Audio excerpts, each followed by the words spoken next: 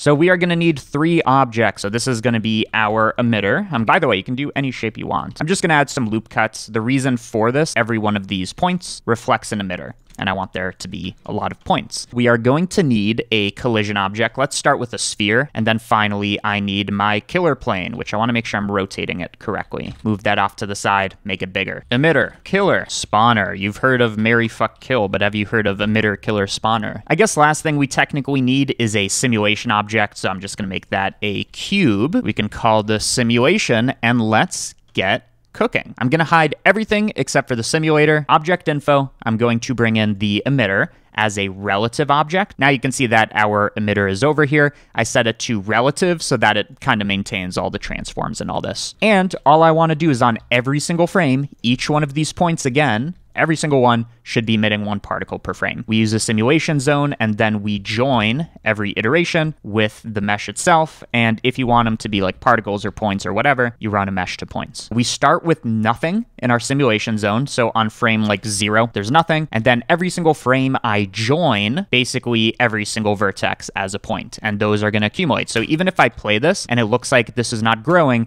it actually is. If you can see this under my face, points are growing, but they're just overlapping. So next question is, how do I get them to move when they emit? We can just set position, go a little down the y-axis, and now you can see it kind of behaves more like what you expect. On every single frame, it adds them, and then everything that exists moves over. If you make this a little bigger, you'll be able to see the gaps in between. So if I was to make this kind of like a random vector, connect this here, only y, a non-zero number, you're going to see now they spawn non-uniformly, which could be what you want. I do not. So next thing is if we have particles, they need to collide with something. Super, super simple. I'm going to add another object info. This time we need the spawner. Let me actually make the spawner visible. Well, you can see our simulation has an issue. Can you guess what it is? I'll give you a few seconds to... It's because they go through the surface, right? They should, in this case, flow around the sphere and do certain things. For a more complicated shape, it should be more complicated. In fact, what happens in the scenario that there's a perfect wall, right? They'll never get past it. So we need to talk about that. If we have a point inside of our sphere, in other words, there is a collision, how do we make it not collide? Well, we move it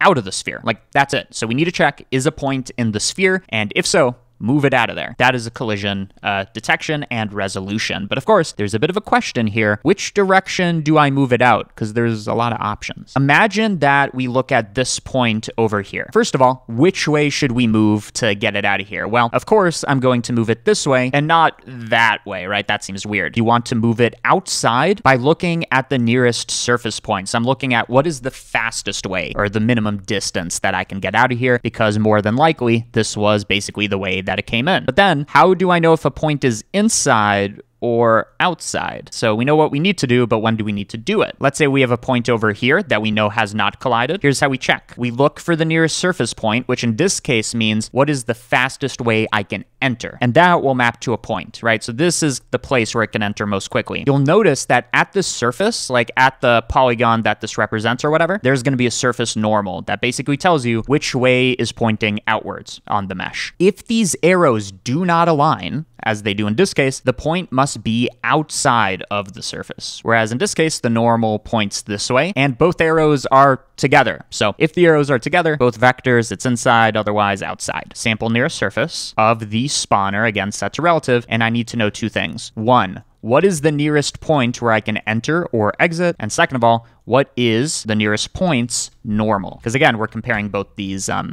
kind of vectors. I want the vector from the point to the surface, going this way, or in this case, that way. The way we calculate this, kind of the opposite of what you would think, is you take nearest surface and subtract position. For the surface normal, like we already have it. Just as a bit of a convenience, in a moment, I'm going to normalize this vector, which says, yes, it's going in this direction, but it will have a magnitude of 1 every single time. So it's not a super tiny vector, but it will be same vector of unit length 1. The reason that we're doing that is now we can take the dot product of both of these. Normal, by the way, already comes at a unit length of 1, and the dot product basically tells us, are the vectors pointing the same way or not? What you need to know is if this number, this value is positive, they're pointing the same way. Negative means that they're opposite, and 0 means that they're 90 degrees kind of orthogonal. We care about when they're pointing the same way, so we need to know when this is positive. And in that scenario, we need to resolve the collision. So first of all, for this condition, so we're only going to move points if it's inside and the dot product, yada, yada, yada. That's the case. Where do we move it? The fastest way outside of the surface, which is the nearest surface points. I want you to guess in your head what this is going to look like before I simulate it and while I save. Let's click play. Let's see if you were right. It's headed towards the sphere, da da da da da.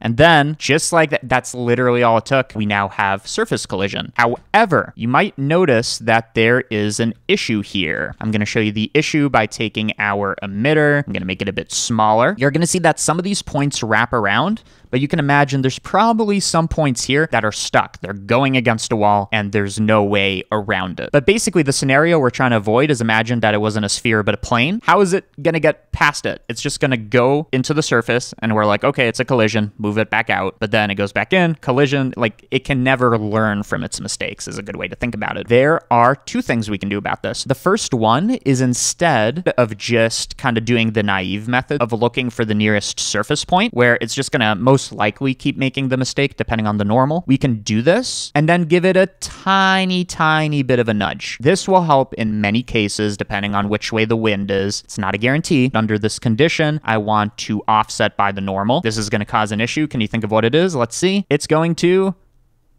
What's going on here? You're thinking, well, basically when it's moving along the normal, that's too big of a jump, right? It should be very tiny. So in fact, if I scale this by like 0.1, which again is still going to be too big, but I just want to show you what this looks like. Now it's not as ridiculous. But now the question is, what number should this be? Very simple solution. Take your delta time from your simulation zone and connect it. The reason we do delta time is now when we change the frame rate, it's going to behave the same every time. Because if you can imagine, if I move it by a tiny bit, but then do it at 200 frames per second, it's just going to over and over and over again. It will be crazy. We should probably also offset. Remember, this is kind of like our wind or direction by delta time. It's approaching our surface and beautiful. It's wrapping around. Important thing is now if I go to 60 FPS, we get the exact same simulation. It doesn't move any faster. If we want it to go faster, we just take delta time and scale it by 2. And after it leaves, it kind of goes in perfectly straight lines, which might be what you want, but I want there to be some disturbance, which also will help some points that might still be caught here. By the way, I know I'm rushing. Before I do that, I just want to show you some things. I'm going to subdivide the sphere. This will have many more normals in a sense, and this will give a much more smooth motion. We can swap this mesh out with anything. So let me do a cube.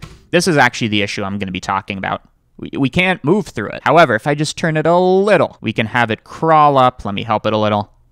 And then it can escape. Maybe if it collides over and over and over again, right? So it hits this wall. Every time it hits, maybe it should get more chaotic, right? It will kind of build up anger. In that case, we're not only checking when it's hit, but how many times it's hit. So let me show you kind of a concept. I'm going to store named attribute, and maybe let's call this, maybe resistance is kind of a good name for it. Under the condition that it hit, we can take resistance, which is basically saying how hard is it to get around this thing, and I'm going to increment it. So I'm going to take the named attribute. Let's take resistance, connect this here, and how much do we increment it by? Well, remember, we have that frame rate issue, so I can just increment it by delta time. If you're feeling worried about like, oh, like what the resistance start off at, it will be 0 unless there is a collision. So what I want you to look at now is this resistance. Everything is 0. Why? Nothing is hit. And then as we go up and up and up, I guess I need to look at the bottom. Yeah, I'm like, why aren't there values bigger than 0? As we go further down, this number will actually increase because the particles that were spawned first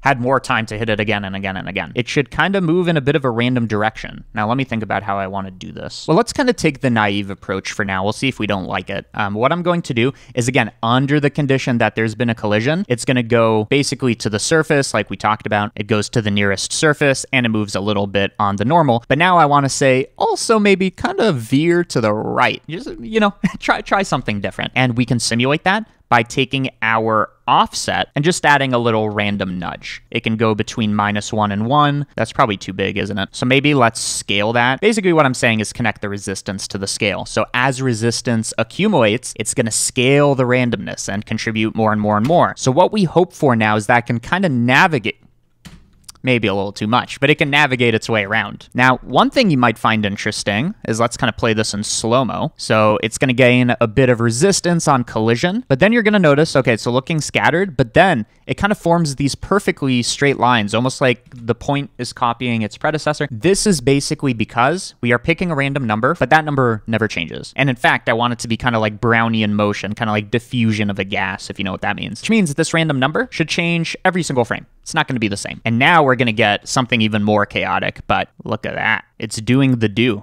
Okay, let's make that way less strong. Take the resistance and make it divide by 10 times weaker. So now it should have the same behavior, but it will take longer. This looks ugly AF. Let's think about this. If this looks super ugly, but it does work, it must mean our randomness is too chaotic. But it does mean we need a different source of randomness that is a bit smoother. Luckily, we have noises for that. So let's connect the noise. By the way, noise should be going kind of like from 1 to -1 or something like that. So I'm going to subtract 0.5. And the reason for this is noise can go between 0 and 1. If we subtract 0.5, in theory, it can go between -0.5 and 0.5. And now the equivalent to changing the seed is changing its W. So I'm just going to connect frame, and just like before, we can modulate or make it weaker by a factor of 10. So let's see what it does now. Okay, it's making its way around, and then boom. It's still looking a little chaotic, so I'm going to bring down the scale significantly. Okay, like it's moving like one little blob. How do I want to fix this? We'll bring up the scale. Let's also bring up the detail and maybe the roughness a little. Just playing with these numbers. And also, let me not give it the impossible situation. I just want to see how it behaves. Yikes. Big yikes. Divide by 50 and maybe increase the scale. So it's really a numbers game is what you're seeing and learning here, but much better than it was. And again, this is kind of like a ridiculous scenario. So now it can technically avoid kind of like a unbeatable obstacle by slowly learning how to go around it. But now we still have the issue where once it does go around it, it kind of maintains this perfectly straight line, whereas now the smoke is disturbed. It should be remaining disturbed. Instead of only applying this kind of disturbance, this kind of like random thing, when there is a collision, which means once it gets past the cube, it will no longer do it, we can say maybe just do it all the time. So maybe we can just add another set position and then, you know, offset it by this thing we already made. But now it will get around and keep its fluctuation. Let's kind of swap this back out for a sphere. There we go. Beautiful. Add kind of like a killer plane, which says if these particles go too far, as they are, maybe we should just get rid of them so our simulation doesn't blow up, right? Our points are getting higher. At the very end of this chain, once it's moved and done its corrections and randomness, I'm going to delete geometry. I want to say delete geometry that has passed the killer plane. Now, technically, we can make this super simple. We can say if the y-axis component has gone past this, delete it. So this point would be fine. This one's fine, but this one isn't. But, you know, what if the killer plane's like this or multiple faces or whatever? Luckily for us, it's basically the same thing we have over here. This is basically our collision checker. I'm going to swap this out for our killer plane. We connect this bad boy here, and that should be it. Let's see. Blah, blah, blah. And beautiful. Really, the real check of this is if I can rotate it. I'm going to do a bit of organizing. Just give me a moment. It will help you.